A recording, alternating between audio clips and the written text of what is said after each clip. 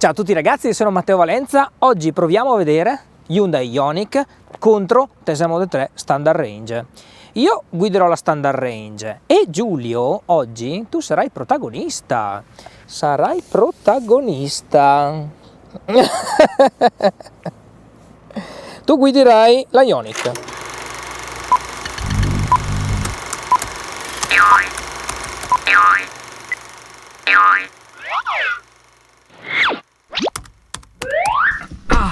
Ragazzi, se non l'avete già fatto, mi raccomando, iscrivetevi al canale, lasciate un like e lasciate anche un commento se vi è piaciuto questo video. Ora proviamo il comfort alla guida. Prima di tutto mi metto in modalità Metu, che io ho un profilo su tutte le Tesla che ho guidato. Anche la Ioniq ha i profili, Hyundai Ioniq, come si accende?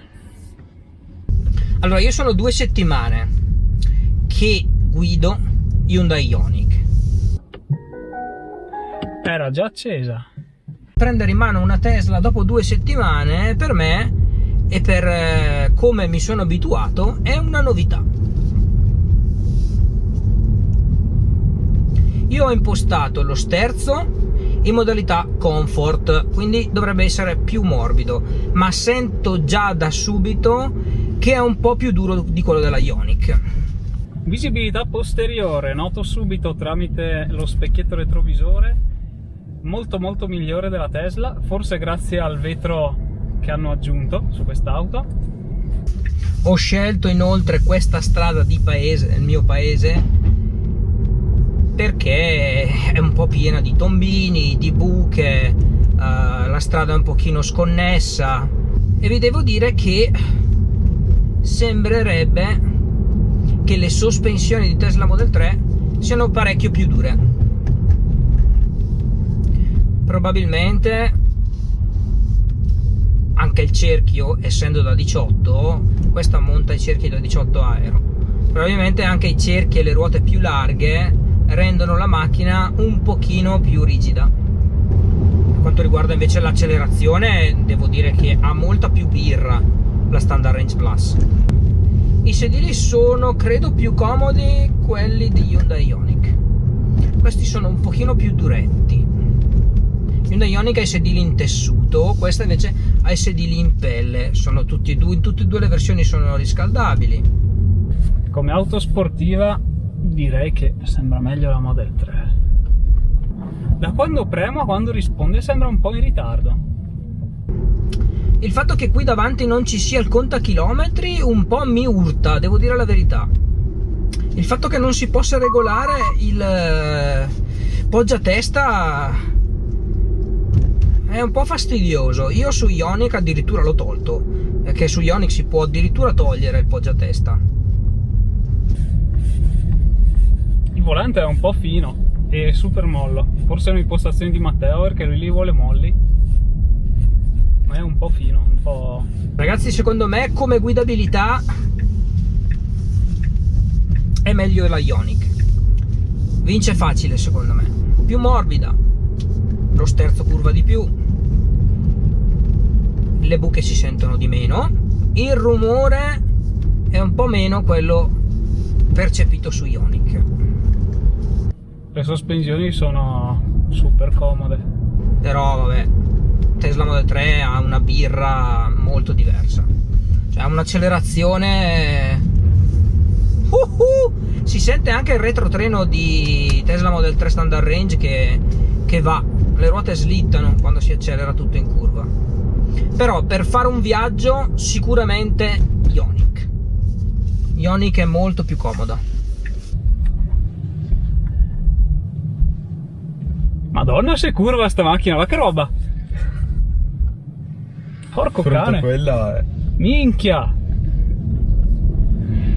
Sta macchina ha un raggio di sterzo strettissimo rispetto alla Tesla, mamma mia! Devo dire che io un appunto a Ioniq glielo farei, è il one pedal drive. Con Tesla Model 3 riesco a fermare la macchina e non toccare mai il freno. Con Ioniq invece non riesco, devo frenare. Allora Giulietto, tu che adesso hai provato la Hyundai ed è un po' che guidi Tesla Model 3, cosa mi dici come comfort di guida? Allora, niente male, la macchina è super soffice, molto delicata sulle sospensioni, forse le ruote a spalla più alta, le buche non si sentivano. Esatto. Però Con la tua... ha le sospensioni morbide. Beh sì, diciamo che non nasce come auto sportiva. Tesla Model 3 invece, se posso dire la mia, secondo me nasce un pochino più come auto sportiva, infatti è un pochino più rigida, lo sterzo comunque più duro anche in modalità comfort, le buche si sentono, devo dire che le buche si sentono, però tutto sommato l'esperienza di guida non è assolutamente male, chiaramente. Però io darei un punto alla Ioniq. Per confortevole, questa la Ioniq è più confortevole. Ok, va bene. I sedili sono un po' più duri e piccolini. Ma sai che invece io ho notato il contrario, forse perché io ho il culo un po' più piccolo. Sì, Sì, beh, sono tutto più piccolo, ragazzi. Provatele. Ora vediamo come se la cavano da 0 a 100 queste due bestioline. Io metto già in modalità sport, auto hold, la macchina è frenata. Ci sei Giulio? Sì, come facciamo a darci il via? Boh. 3, 2, 1, via!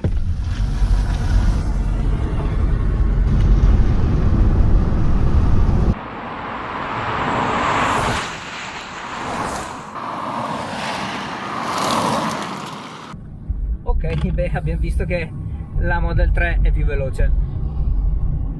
Allora Giulio, abbiamo fatto la... continuo a chiamarti per nome, so che a te dà molto fastidio. Solo sua mamma lo chiama Giulio praticamente. E quando deve sgridarti. Esatto, quando ti corre dietro con la ciabatta. Ci si chiama ehi, là, verso. Ok, allora, ehi. Allora, ho visto che nella drag race piccola che abbiamo fatto mi hai dato abbastanza filo da torcere, nel senso che mi hai strabattuto. Sì. Diciamo, è il modello base di Tesla. E con gli ultimi aggiornamenti si aggira sui 300 cavalli, si dice, non c'è nulla di ufficiale, però sì. Va la macchina. Sì, la Ioniq ha 136 cavalli, ha un'accelerazione molto più progressiva, cioè quando schiacci non ne prende subito. Sai cosa ho notato nella guida? Che sembra avere un po' di lag. Come quando tu guidi l'auto elettrica e poi provi una a motore, senti che tu acceleri e prima che proprio acceleri passa un po'. Salire di giri. Esatto, questa non ha quella cosa, però tipo accelero e passa quel mezzo secondo. Sembra che l'abbiano fatta progressiva, forse per aumentare il comfort. Forse per aumentare il comfort e probabilmente anche per non stressare troppo le batterie e quindi consumare un po' meno. Come vedete ragazzi, qui ho il fogliazzo. Sul fogliazzo ci sono scritte tutte le domande che voi mi avete posto nel canale Telegram, perché noi abbiamo un canale Telegram. Se non vi siete già iscritti, fatelo in questo momento, dove io chiedo molte volte ai follower o comunque agli iscritti di andare e scrivermi qualche domanda in particolare, soprattutto sui prossimi video che usciranno. Quindi in questo caso io mezz'oretta fa ho scritto fatemi le vostre domande e qui ci sono le vostre domande. Giulio, adesso vediamo l'infotainment. Infotainment.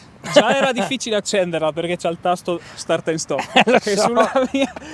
Se non l'avete già visto vi lascio il video delle prime impressioni di Hyundai Ioniq in alto a destra, perché anche io ho avuto lo stesso problema passando da una Tesla a guidare un'auto con il pulsante per accenderla e non avere la leva del cambio, ed è molto diverso da diesel e benzina. Però comunque stiamo parlando di infotainment, quindi entriamo e vediamo l'infotainment.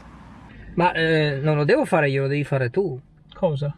Cosa che devo fare? Infotainment. Infotainment, questo è l'infotainment. Allora, radio, ci sarà la radio. Sì. Nav, ci sarà il navigatore, è touch.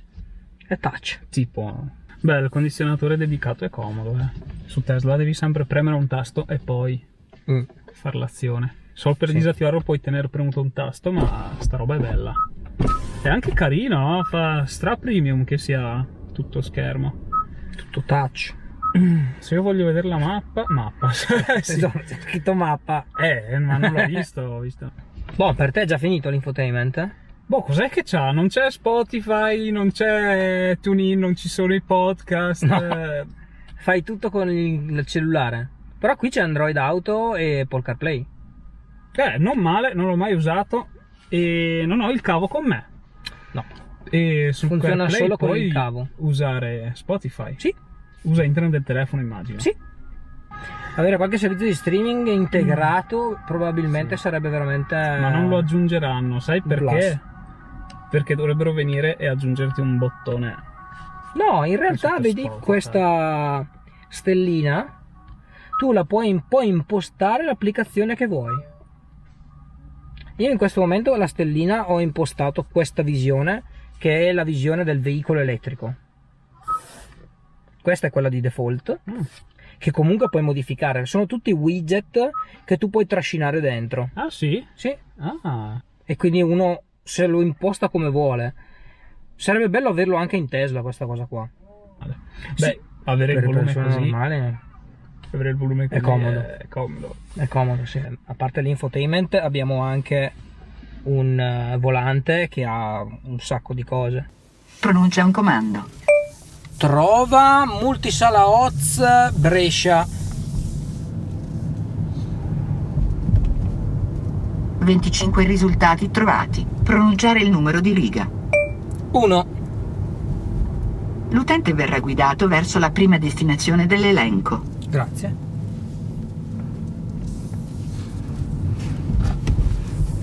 Abbiamo il calcolo. Quanto è veloce?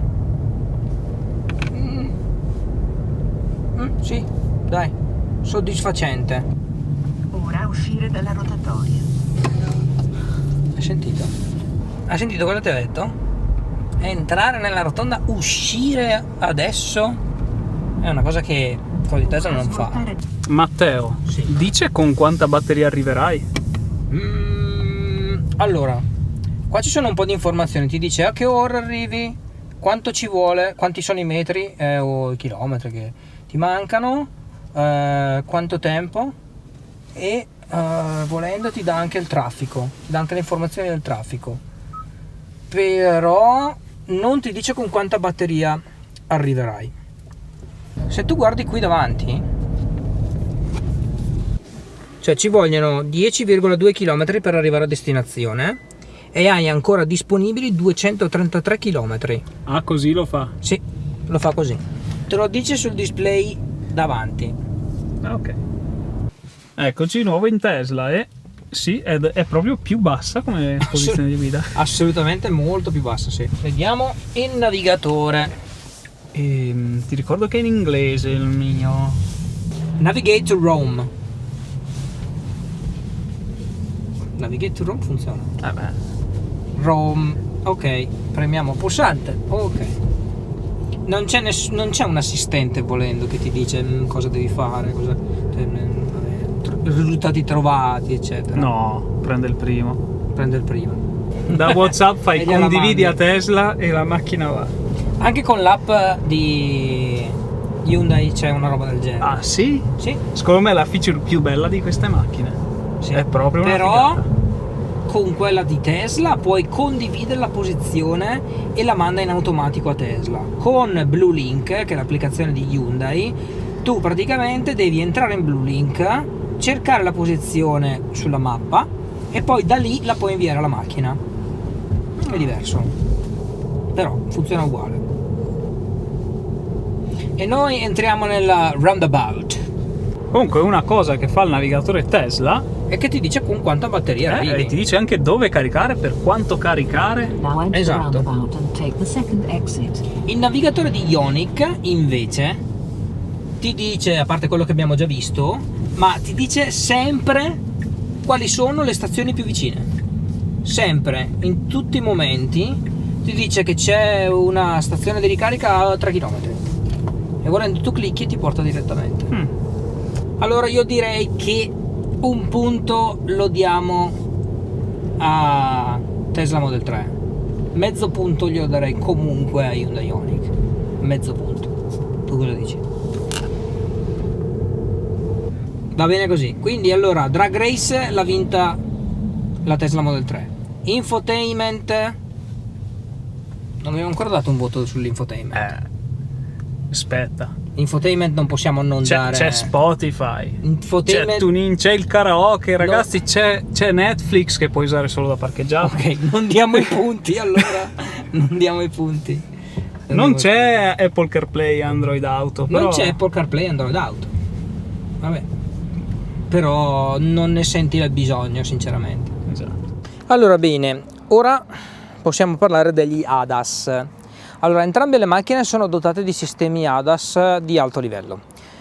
Per quanto riguarda Hyundai Ioniq abbiamo un assistente, diciamo, di carreggiata, che quindi ci tiene dentro nella carreggiata. Abbiamo una sorta di pilota automatico, quindi fa le curve, mantiene la distanza dalla macchina davanti, ha un cruise control adattivo che funziona molto.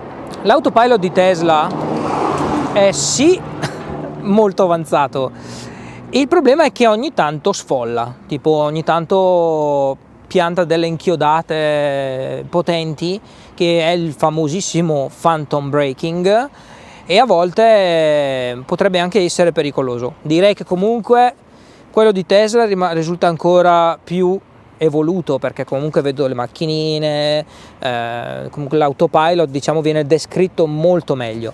Con quello di Ioniq però comunque per quello che costa direi che non è affatto male. Per quanto riguarda invece il bagagliaio, che era una cosa che mi domandavate tutti sul gruppo Telegram, il bagagliaio era un po' una domanda ricorrente. Allora, il bagagliaio di Tesla Model 3 sicuramente è più capiente, su quello non ci piove, anche perché la macchina è molto più fondo, cioè si vede immediatamente che è molto più fondo. Non è tantissimo. Non è tantissimo più profondo della Ioniq, però è più basso, quindi quello che voi andate ad inserire c'è molto più spazio verso l'alto, quindi probabilmente riuscite a mettere dentro cose più voluminose, però la bocca di ingresso è molto più ampia, quella di Ioniq, ma molto più ampia. Tesla Model 3, se ci devo infilare una bicicletta, la vedo abbastanza dura. Ci sta una bicicletta, ma è abbastanza dura. C'è da dire appunto che la Tesla ha anche un vano inferiore, però non lo usi molto spesso, perché se hai roba dentro, tirare sul vano è abbastanza complicato. Tac, bravo Gabri, grazie. Ha anche questa comoda tendina che copre, quindi la gente non può vedere cosa c'è dentro nel baule. Ma ce l'ha anche Tesla? Sì, allora in Tesla non si vede proprio, nel senso che ce l'ha fissa. Il problema è che ce l'ha fissa, se fosse mobile sarebbe assolutamente meglio. Io in Tesla un cane nel baule non ce lo metterei mai, perché è chiuso, mentre invece qui su Ioniq è più aperto, e ovviamente con le dovute accortezze, con la retina eccetera, si riesce comunque tranquillamente a fare un trasporto animali. La tendina si può pure togliere, quindi se avete bisogno di più spazio la tendina è estraibile. Qui il bagagliaio, poi qui sotto c'è il posto per riporre il cavo, ma è un posto veramente molto risicato, non riesco neanche a farvelo vedere perché vedete, è la stessa cosa come nella Tesla, andare ad alzarlo è impossibile quando c'è della roba. Tutto sommato comunque devo dire che entrambe le auto hanno un ampio bagagliaio. Ok, guarda che mi sarò tutto sporcato, grazie. Vabbè, a parte gli scherzi. Allora, mi avete poi chiesto i tempi di ricarica e l'autonomia. Allora, farò un video dedicato per l'autonomia della Hyundai Ioniq, lo potrete vedere la settimana prossima. Intanto vi posso dire che la macchina carica 100 kW in DC, però bisogna un po' vedere per quanto tempo lo tiene 100 kW in DC, poi vedremo.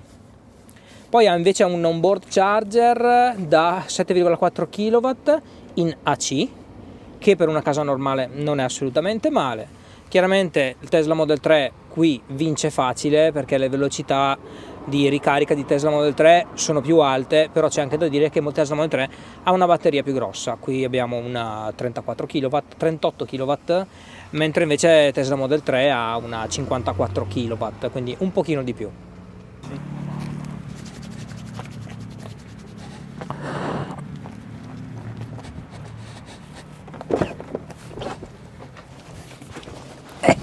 E ragazzi, per oggi è tutto. Questo video spero vi sia piaciuto. Se avete domande lasciatele nei commenti e come sempre noi ci vediamo al prossimo video.